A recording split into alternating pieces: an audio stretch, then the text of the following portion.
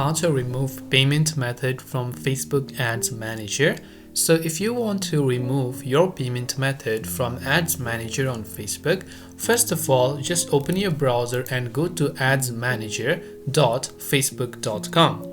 Once you go to adsmanager.facebook.com, you have to make sure to log into your respective ad account and your Facebook account and make sure that you select the correct ad account from the menu.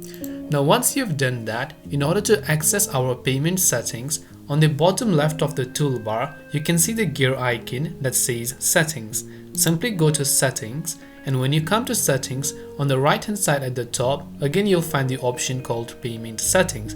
So you want to make sure to click on Payment Settings. It will open up in a new address box right here.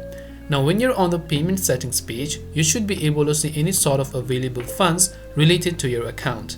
And if you scroll down a couple of steps, you can see the option called payment methods. Now if you have added any sort of payment method like UPI, credit card, debit card, PayPal, anything as such, you'll be able to just click on it and then you'll be able to remove it. Now in my case, I have already removed it and my ad account has been disabled, but if not, then you should find your payment methods on this page and be able to remove them.